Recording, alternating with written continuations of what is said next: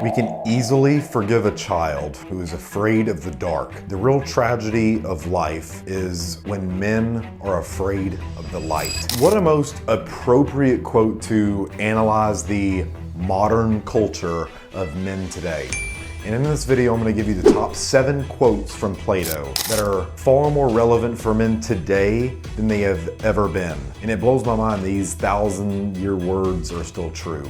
And this is me talking to 22-year-old Mason who was slaving away in a factory to pay for a lifestyle and relationship I thought I wanted. And if you're new to the channel, my videos are geared towards men who want to level up and accomplish great things with sales and communication as the vehicle behind that. Plato was around the time of 420 BC, if that's even a real thing. Who knows? These damn books and stories have been altered by so many people who would like you to believe in certain shit and agendas. So Plato and his mentor Socrates are a huge part of Western philosophy, and Plato's mentor was a hell of a dude. When this dude was in court facing exile or death for supposedly corrupting the youth, they voted for him to die in the jury. And they thought that if the jury said death, this dude would say like exile when threatened.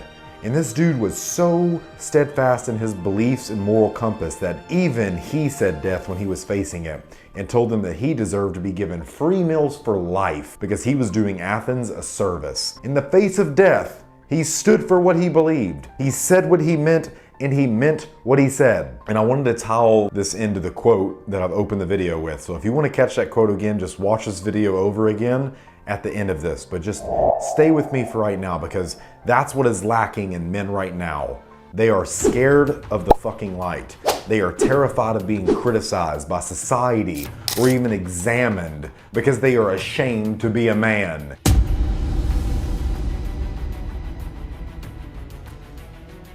In a world where they are needed now more than ever, they are scared of the responsibility it comes with being a great man. In a world where masculinity is facing temperatures of all-time lows, now is the best time for you to get fucking fired up and do something legendary. In a gender of wrongful mediocrity, now is the easiest time to accomplish your wildest dreams when the bar is set so low. And it's never been more accessible. So step up and be a fucking man. You have a work to do. The second quote I have for you is, I am the wisest man alive, for I know one thing, and that is that I know nothing. Now, why this is so deep beneath the surface to me and the weight this quote holds in my heart, this always challenges me to question everything I believe, especially the things that I believe to be most true, the things that I don't even question, things beyond shadow of a doubt. Those should be challenged most. Whatever you think you know, scrap it when there is a better way forward. Reject the ideas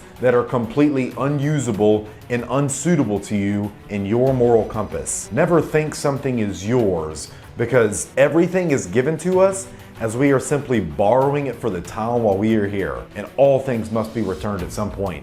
Even this body of mine, this meat shield, will return to its natural elements. Time is your most precious resource, my friend, so guard it very carefully with your life. Up next, we have the measure of a man is what he does with power. Meaning, are you generous and charitable even when you don't feel like it? You know that dude that you ignored sitting outside the gym, like playing guitar with his dog, and it's like 20 degrees outside? I've walked past him thousands of times. I know exactly what you feel. Or do you let people walk all over you from that passivity you picked up as a young kid? Like you were born a fucking doormat with no ability to dust yourself off and get the fuck back up when society is hoping you stay cowered down, scared of rising up and living to the challenge?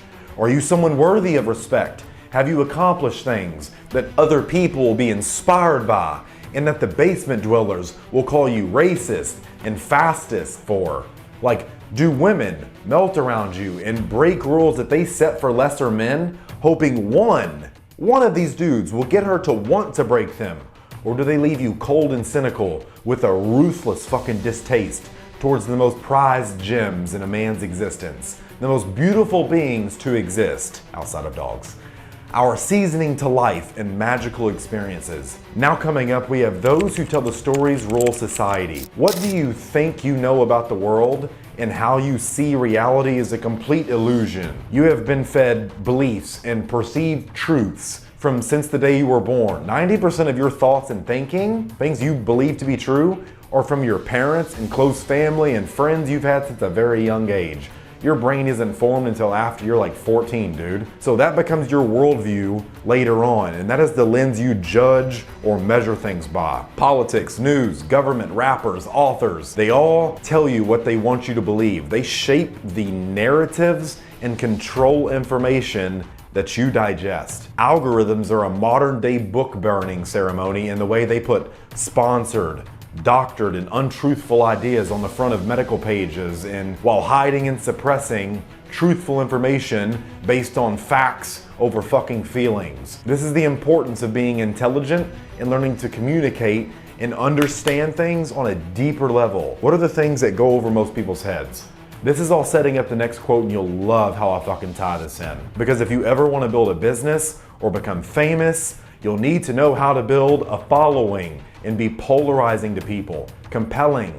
You have to engineer and doctor your ideas into conversations in a way that gets people to act and feel a certain way. You have to make them believe you're someone worth listening to, which sets up quote number 5 that I want to share with you. Those who are able to see beyond the shadows and lies of their culture will never be understood, let alone believed by the masses. I want to help you, Mason, see things the way they are. People for what and who they are. Things for what they are. And ideas for what they truly represent at the deepest level. I'm going to help you become a man that other men want to be and that other women want to fuck. Be sure to subscribe to the channel so you don't ever miss a video that I make for you. This is the importance of telling the truth and remaining true and resilient to your moral compass and knowing what hills you will die on and what hills are worth dying on. Do not fucking conform to the definitions and standards that others ascribe to and others try to apply to you to get you to become the version of you that best serves them. It is okay to be fucking selfish and go after what you want. If you've been asking for permission to be great,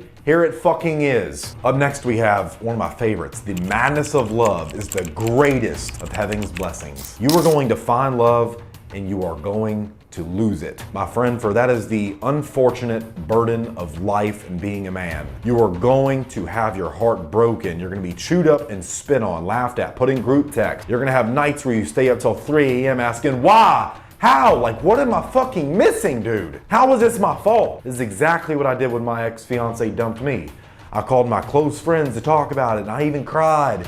And would I do that now? Like, absolutely not. And even if I did, she would never know. You can never show a sign of weakness with women. They don't understand it. It's masculine energy. They are not masculine creatures, even though they believe they are. And they'll deem you weak and not worthy of respect in her eyes. The only bargaining point I had in any relationship, let alone that one, was the ability to walk away. And I didn't use it because I wasn't aware of how female nature truly worked and operated, especially in today's world. Now that you know, let it go. Let it fucking go. Go find a new girl. There are tons of beautiful women. There are very few accomplished men. Supply and demand is on our side, my friend. You are the prize. Women are creatures of emotion. They are slaves to their emotions in our eyes. But in their eyes, what they call emotions is what we men call logic. That is their rational thinking. We call them crazy, but in all reality, how can they be crazy? Meaning, if every woman intrinsically understands one another, just like us men do, what I mean by that is like when we approach something, it's like, well, here's what every single dude would do. They have that same thing for being women, so how can they be wrong? They do what makes them feel good and right. We do what makes sense, logically. It's how we are different. It's why we are good at different things. But do not lose sight for 1 minute, 1 second that you are a man, because they are begging and hoping you will just unleash her feminine side, like get her wet with your words. In their eyes, they're like, he's a man. If he wants me, he'll come get me. They believe real men are entitled to what they want.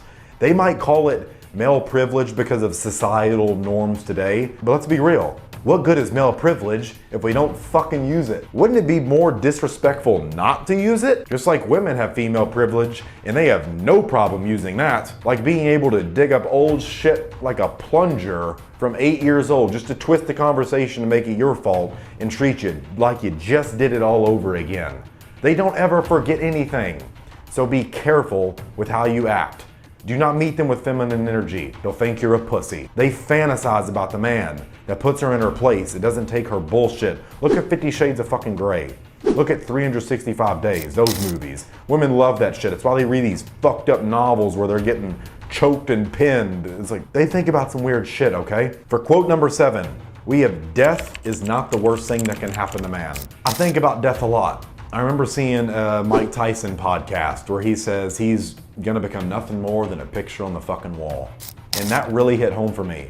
Alex Hormozy has mentioned a lot of talking about 6 months after he dies, the world moves on, no one's sad or thinking about him, but maybe 1 or 2 people that were really close with him. But for the most part, everyone goes back to normal. World goes back to normal. You wanna know what the worst thing that can happen to a man is? Losing sight of his God-given abilities of being a creator and a storyteller. You can choose right now to scrap that latest book you've been writing called The Life of Me and choose to write a new book called The Life of He. You can author your own journey by setting out to do real things and accomplish real goals and build real businesses and have real meaningful relationships and experiences. You can travel to the most beautiful and sacred places in the world. You can write that book of He based on the superhero that you built in the life that you lived.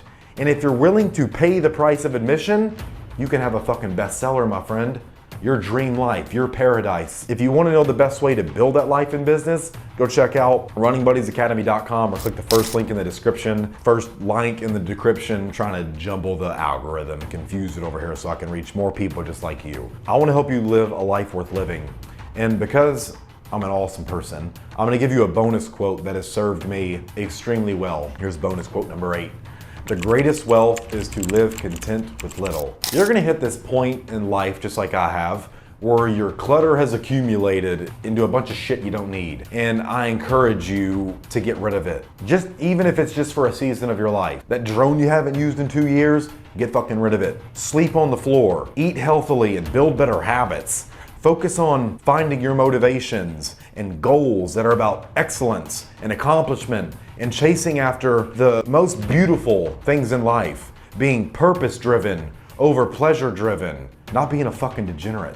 Understanding everything you have here is borrowed and you must pay endless rent for the things you have in your possession, mental and physical. Hit the gym and get some fucking abs, dude. If you want a strong mind that does not tolerate bullshit, weakness, mediocrity, or peer pressure, you must become a strong man with a strong body. Understand your work works on you more than you work on it. Iron sharpens iron.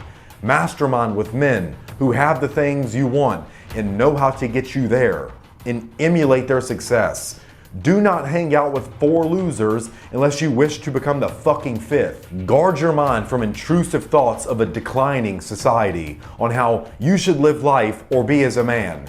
You have a cock and balls. Fucking act like it. Materialism will never make you happy. Understand that you will always want more, better and new, for that is the curse and success mechanism behind men's souls and very hearts. So if you're ready to start accomplishing more as a man and not being afraid of who you are biologically and what you should and could be, go to runningbuddiesacademy.com and sign up for the free newsletter, and I'll send you how to get licensed, shit like that. And be sure to send this video to a friend if you enjoyed the meaning behind all these quotes and the stories behind them. And if you want to see how easy it is to make $1,000 a day just selling something over the phone, click this video down here and I'll see you over there.